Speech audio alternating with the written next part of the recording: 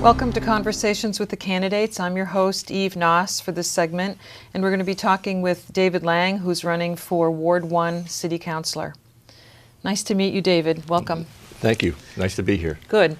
Why don't we start off with you just telling us why you decided to run? Well, I think that I've always had an interest in public service. I have been on the Conservation Commission for a number of years, 20 years altogether, and before that I was on the Planning Board. But Maureen Turboteris, who's been our city councilor for 22 years, has done a great job, but this year she decided not to run. So I thought that would be an opportunity for other people to step up, and I thought, since I had my public experience, that I would try to run for her seat. Mm-hmm. So does that mean that you would have to give up Conservation Commission, or?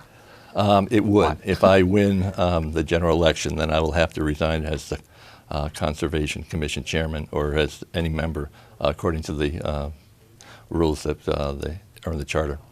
So in terms of your background, just so people get to know you a little bit better, can you just tell us what Sure. your work is, or what kinds of things you've done Sure. in terms of the city also? Okay. I have an associate's in civil and highway engineering from Wentworth Institute in Boston. I have a Bachelor of Science in hydrology from the University of Arizona. So I've been involved in environmental and water issues my entire career. I formerly worked for the U.S. Geological Survey, and then worked for the U.S. EPA on the Superfund program, and got involved in toxic waste and cleanups. As a result of that, I started my own business in Beverly in about 1988, and so I've been self-employed in that business since then. As a result of that, being involved with water and engineering, Jim Manzi many years ago asked me if I'd be on the planning board. And so I was on the planning board initially. At the same time, I was also one of the principal architects of the Wenham Lake Advisory Committee, which set up the overlay district to protect Wenham Lake. Mm-hmm. And after that, Mayor Scanlon offered me to go on to the Conservation Commission. So I did that and have been on that ever since. So what has the Conservation Commission been working on in terms of Beverly's interests and some of the issues that have come up? Well, the Conservation Commission is a regulatory committee, a regulatory group that enforces the Massachusetts Wetlands Protection Act. About 10 years ago, we passed our own local ordinance bylaw that is a little bit more strict for certain issues in addition to the Wetlands Protection Act. But we just make sure that people that are doing large projects, or developers that are coming into the city, protect our wetlands, protect the areas around those areas called buffer zones, land underwater, lakes, ponds, and the ocean. So we're not onerous, we're very user-friendly, but you have to get a permit and tell us what you're going to do, and then describe that usually as a public hearing. You come and people come and testify. They have engineers testify on their behalf if it's a complicated project. Otherwise, people everybody that general public can come in, and then we vote to approve it and give them the permit, or we modify it in some way. And in very few cases, we'll deny the permit. Mm-hmm. If the permit's denied, then the people have appeal it, and also any of our decisions are appealable by abutters that surround the project. Good. Okay, I'm going to ask you, what do you see as the top issues that are that you would like to work on in Beverly as a city, and then also what you would like to what you see as agenda items for your own ward, Ward 1? Well, Ward 1, just to define where it is. Yes, that's a good idea. A lot of people don't know, but it's down next to the Bass River and the Danvers River, and it goes up Bridge Street and Elliott Street, almost to the Beverly Golf and Tennis. Mm-hmm. We also include Folly Hill, so it's kind of a large area geographically, and It has a lot of diverse areas. The number one issue, and I've started walking the ward about 4 months ago, are like everywhere else in Beverly, there are roads and the sidewalks. People are concerned about the condition of the roads. Also, the sidewalks are in disrepair. the elderly can't walk on them because they're so irregular. They end up walking in the streets. Young families can't walk on the sidewalks with carriages because they're uneven and irregular. They end up in the street. So I'd say the roads and the sidewalks, and there is no money to fix those. There's a allotted amount every year that gets spent very quickly. And then the other big thing is property taxes continue to go up. They don't go down. Right. And the elderly especially are concerned about that. They've been in their houses for 30 or 40 years, and they're worried about being able to stay there in the long term. In terms of taxes? In terms of paying property the taxes. they're stretched out, Property. and they don't, every year when they go up 2.5% or whatever the small increase is, they don't know where that money's going to come from.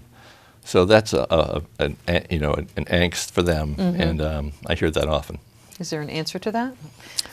Well, Property taxes don't usually get lower. They don't get lower, and Yeah. I certainly don't have any panacea for that.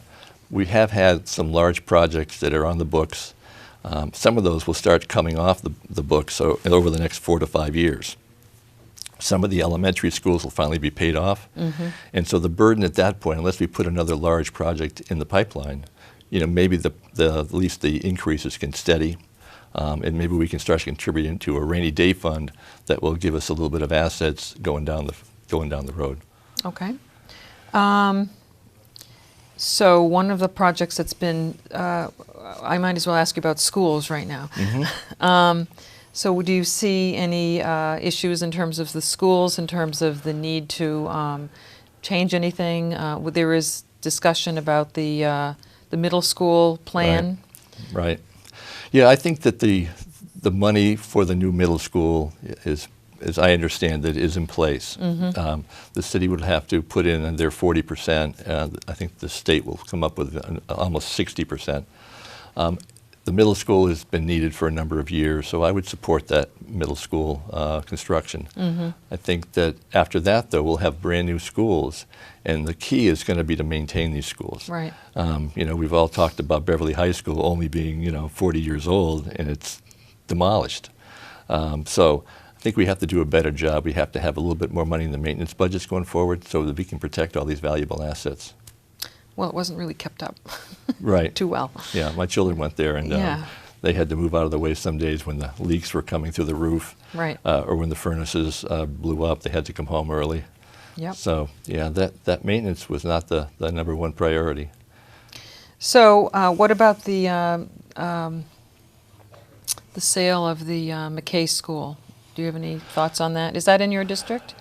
It is. McKays It school? abuts it. It is not in my district, but Okay. it abuts it. Well, it's a nice piece of property. For whatever reason, it has no interest right now. But we've all talked about things that might be in there, and I know that initially there was some talk about putting the police or fire department there. I know there's also land at the front of the Cumming Center that's been designated for police and fire. I also understand that at least the fire department is worried about that location. Whenever there's a train coming by, they'd have lower times to get to fires. Right. So that has to get worked out. But I would see that if the fire department does not want the McKay school, the police department, I understand, says that there's too much cost, internal cost, to fix it. But I would like to learn more about that if I get into office and see what we can use that valuable asset for. And since you brought up the police and fire department, do you see finding a place for them happening in the near future? How would you rate that as a priority? I would have to talk with the people, the new chief of police and the fire chief to see what their real concern is. As I sit here, I don't hear that as a big issue for anyone. I think that the fire department seems to be content with where they are right now. They're getting some new modern equipment that is helping them, fight fires and be more efficient. I know the police department is cramped in their current facility. Yeah. They have spent some additional funds over the last few years to make it a little more comfortable, but I'm sure that they would like to have a long-term home. But I don't know, other than the parcel that's been offered, I haven't heard any other discussions other than what we just talked about with the school using that. Right. Any other ideas on what that school could be used for? Well, the Brown School up in North Beverly, they used condos, and those were fairly successful. The Edwards School, I think, has condos, and they made a nice facility there. And the old Upton School. And the Upton School, too. So there's a lot of initiatives that have used these schools. Yeah. And there's always a need for housing. You could use it for elderly housing. So I think the property's valuable. I'm surprised that Cummings hasn't taken it over yet and tried to incorporate that into their whole complex there. But I'm sure that we can, find a good buyer and hopefully be able to develop it.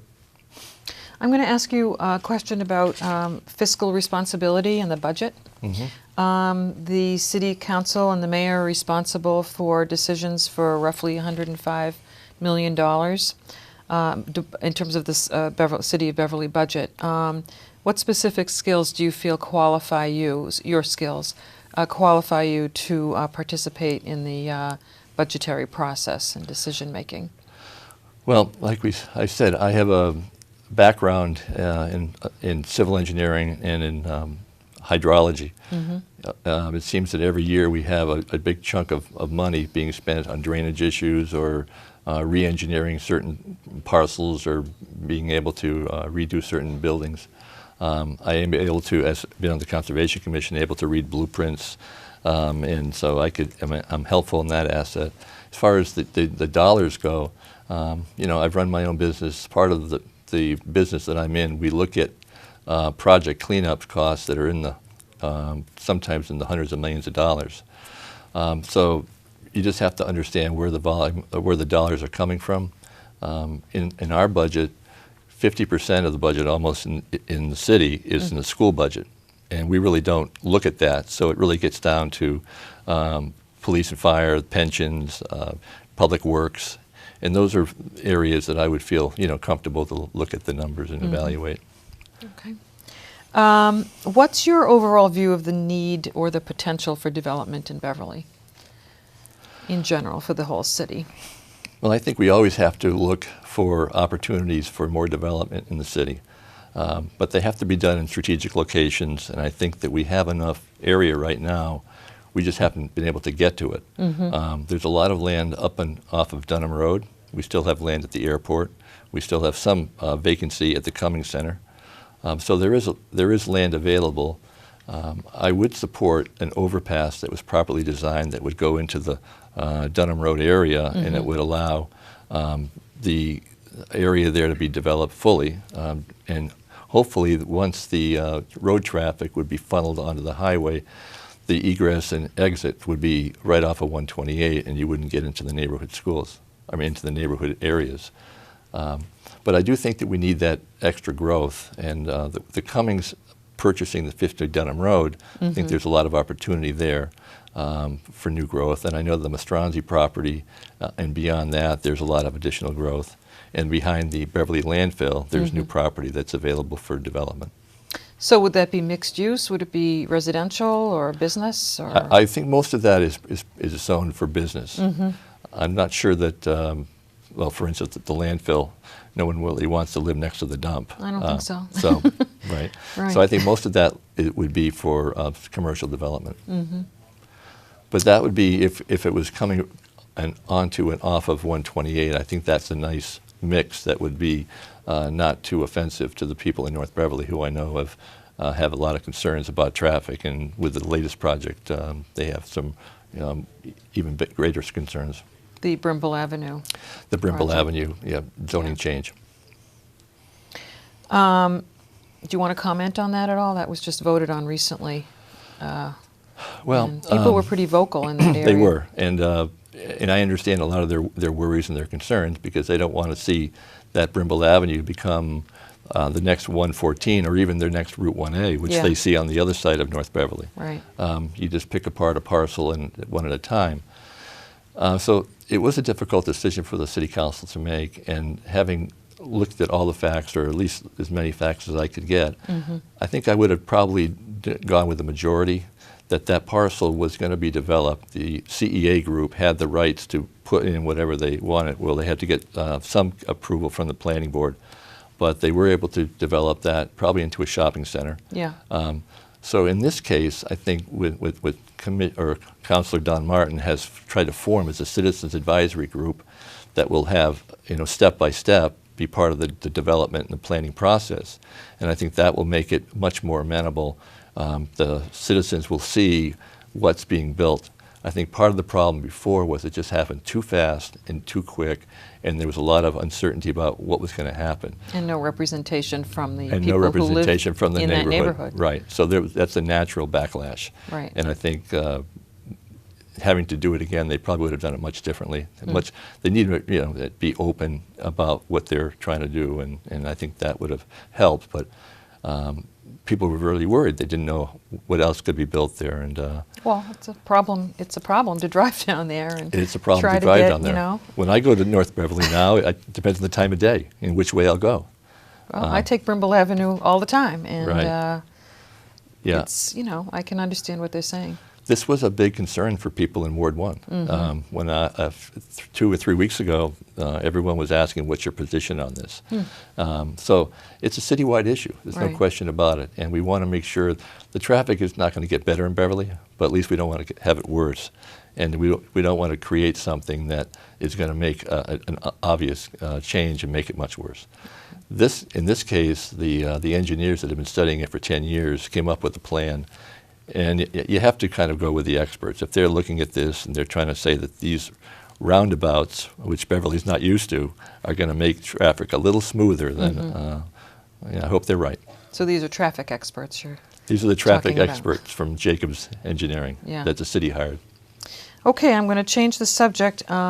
It has to do with development, but has to do with the tourist potential. Do you think that Beverly has any tourist possibilities or potential like Gloucester or Newburyport or Salem? Well, I think there's some potential, but I think those communities obviously have been geared up for this for a number of years. We have to do something with the waterfront if we're going to bring tourists here. The waterfront hasn't changed in 20 years. It's in 1984 we'd be talking about the same thing. Wouldn't it be nice to have a restaurant? Well, we're going to have one down Right. there, and it hasn't changed. So as long as the waterfront stays the way it is, I don't see tourism being really a big part of our economy. I think there's right now that there may be an opportunity with the Ventron property. Yes. They're looking at, they want to fix their seawall, and they were in front of the Conservation Commission a few weeks ago, or 2 weeks ago. And so there is some action and some movement, and I understand that there's some people involved. And it would be nice if the city could somehow, and the new mayor could get a partnership there, and maybe have them scale down the original 72 unit project, and maybe half size it, but put in some restaurants and some other things that the city could use, and you could couple that with what's ever going to happen at the McDonald's property, which I understand is going to happen someday. You think so? Well, maybe the new mayor can talk to the Kinseys and sit down with them in a room and try to figure out what if there's any opportunity between the Kinseys property, the McDonald's property, and the Ventron property. Well, I know a lot of people would like to go down and have a burger and a drink sometime. And they don't want to go to Salem, and they don't want to go to Newburyport. Well, it's kind of too bad if we have water, Right. And why not? It's a beautiful area, and now that we have these new docks that are built, there's a lot more space down in that area. We really need to work it out, and the new mayor really should make that an initiative that's a high priority. The Ventron property is on the right of the bridge going towards Salem, right? It's around the corner there. It's just on the right, yeah.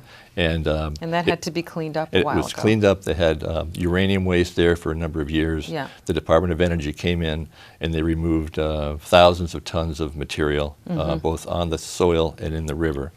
And it has a clean bill of health, according to the Department of Energy.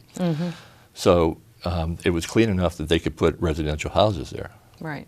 So I think that if the right people are together and come into a room, they could come out with a nice plan that maybe the city could finally use and increase our tourism. And that's your ward right there, that piece, isn't it? That's Ward 2. Oh, Ward 2. Okay. And we're on the other side of the You're on the Bass other River. side. But we can look over towards it. Okay. Yeah, but it would be nice, and I think everybody in Beverly wants that. I think you're right. Okay. What kinds of special, unique issues are facing your ward? do you think? Ward 1. I don't think that we are too different than anyone else. I think that our roads are in bad shape. The sidewalks are in bad shape, and I think taxes are too high for many people. I think that the traffic is manageable in most areas. We have the Cumming Center traffic that we deal with now in the morning, coming down Elliott Street and Bridge Street and up by St. Alphonsus Church. I think it's Christ the Redeemer Church now, but there's always a backup there. But that's manageable. I think the bigger issues are just the roads and the sidewalks and some tax issues. Let me ask you about downtown, which your ward We abut that. Yeah. abuts, yes. What kinds of things are you interested in seeing happen in terms of downtown development? Rantoul Street, Cabot Street, in terms of a downtown area? Yeah. I just went to a kickoff meeting about 2 weeks ago for the Bass River redevelopment area. And so it's looking at the area from Rantoul Street towards the Bass River, and how can we best utilize that space? It's very early in the planning stages, but they're looking at, and some of the thoughts that came out of that first meeting were, let's leave. There's a small industrial parcel in that zone parcel in there. That's the last one, or one of the few in Beverly. We should leave that there, but we also want to supplement that with residential housing. Do we want to put anything along the river? Is that a possibility? We have the National Grid facility that's right there in Moynihan Lumber. What's their long-term plans? Are they going to stay there? Are they going to try to sell the property for a higher use? So, I'd love to see, that area get, developed, because it does have the potential. Is there land to develop there? Well, you'd have to purchase land from, one of those, groups of people. On the other side of the river, one of the things that I proposed and would like to see is the Open Space Committee controls land from Bridge Street over to Green Street.